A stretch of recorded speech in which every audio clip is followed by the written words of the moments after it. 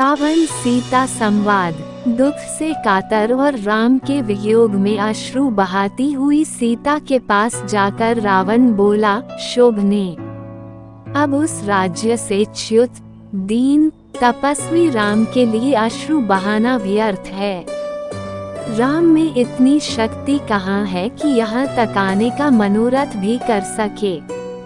तू उसे विस्मृत कर दे। विशाल लोचने, तू मुझे पति के रूप में अंगीकार ले। समुद्र से घिरे 100 योजन विस्तार वाले अपने इस राज्य को मैं तुझे अर्पित कर दूंगा। मैं जो तीनों लोकों का स्वामी हूँ, तेरे चरणों का दास बनकर रहूंगा। मेरी समस्त सुंदर रानियां तेरी दासी बनकर रहेंगी। समस्त देव दानव नर किन्नर जो मेरे दास हैं, तेरे दास बनकर रहेंगे। तेरे पहले के दुष्कर्म तुझे वनवास का कष्ट देकर समाप्त हो चुके हैं और अब तेरा पुण्यकर्म ही शेष रह गया है। अब मेरे साथ यहाँ रहकर समस्त प्रकार के पुष्पहार, दिव्य गंध और श्रेष्ठ आभूषण आदि का सेवन कर। सुमुखी, तेरा ये कमल के समान सुंदर, निर्मल और मनोहर मुख शोक से पीड़ित होकर शोभाहीन हो गया है। मुझे स्वीकार करके उसे पुनः शोभायमान कर। धर्म और लोकलाज का भय निर्मूल है। ये सब मात्र तेरे मिथ्या विचार हैं। किसी सुंदरी का युद्ध में हरण करके उसके साथ विवाह करना भी तो वैदिक रीति का ही एक अंग है। इसलिए तू निश्चिंत होकर मेरी बन जा। मैं तेरे इन कोमल चरणों पर अपने ये 10 मस्तक रख रहा हूँ, मुझ पर शीघ्र कृपा कर। रावण के इन वचनों को सुनकर शोक से कष्ट पाती हुई वैदेही अपने और रावण के बीच में तिनके का उठ करके बोली, हे नराधम, परम पराक्रमी, धर्मपरायण एवं सत्य प्रतिज्ञा दशरथ नंदन श्री रामचंद्र जी ही मेरे पति हैं। मैं उनके अतिरिक्त किसी अन्य की ओर दृष्टि तक भी नहीं कर सकती।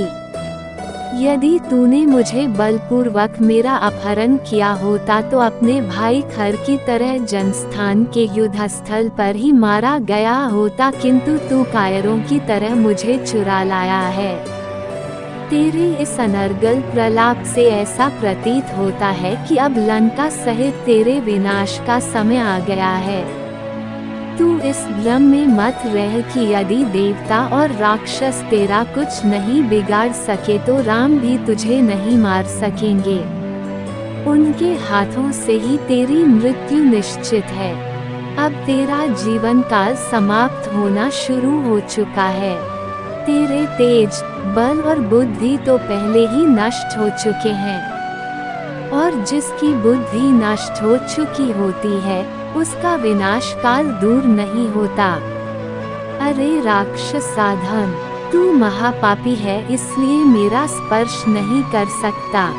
तूने कभी सोचा भी है कि कमलों में विहार करने वाली हंसिनी क्या कभी कुक्कुट के साथ रह सकती है? तू मेरे इस संज्ञा शून्य जड़ शरीर को बांध कर रख ले या काट डाल, पर मैं कलंक देने वाला कोई भी निंदनीय कार्य नहीं कर सकती। सीता के कठोर एवं अपमानजनक वाक्य सुनकर रावण कुपित होकर बोला, हे मनोहर हास्य वाली भामिनी, मैं तुझे 12 माह का समय देता हूँ। यदि 1 वर्ष के अंदर तू स्वेच्छा पूर्वक मेरे पास नहीं आई तो मैं तेरे टुकड़े टुकड़े कर दूंगा। फिर वह राक्षस अनियों से बोला, तुम इसे यहाँ से अशोक वाटिका में ले जाकर रखो और जितना भय और कष्ट दे सकती हो दो। लंकापति रावण की आज्ञा पाकर राक्षस अनिया सीता को अशोक वाटिका में ले गईं।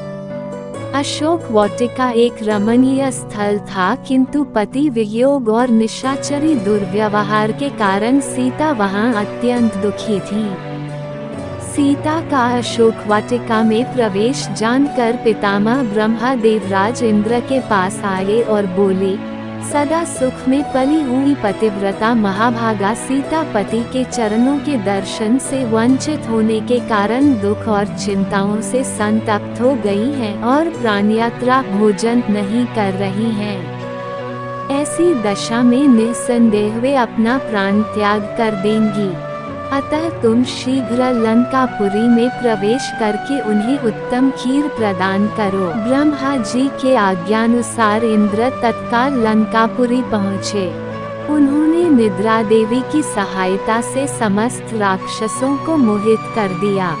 फिर वे सीता के पास जाकर बोले, हे देवी, आप शोक न करें, मैं शचीपति इंद्र राम की सहायता करूंगा। मेरे प्रसाद से वे विशाल सेना लेकर समुद्र पार करके यहाँ आएंगे। अतः तुम इस खीर को स्वीकार करो। इसे खा लेने पर तुम्हें हजारों वर्षों तक भूख और प्यास संतप्त नहीं कर पाएंगे। शंकित सीता ने उनसे कहा, मुझे कैसे विश्वास हो कि आप देवराज इंद्र ही हैं। इस पर देवराज इंद्र ने समस्त देवोचित लक्षणों का प्रदर्शन करके सीता की शंका का निवारण कर दिया। विश्वास हो जाने पर सीता बोली, यह मेरा सौभाग्य है कि आज आपके मुख से मुझे अपने पति का नाम सुनने को मिला। आप मेरे लिए मेरे श्वशुर दशरथ और पिता जनक के तुल्य हैं। मैं आपके हाथों से इस दूध से बनी हुई खीर को स्वीकार करती हूँ। ये रघुकुल की वृद्धि करने वाला हो।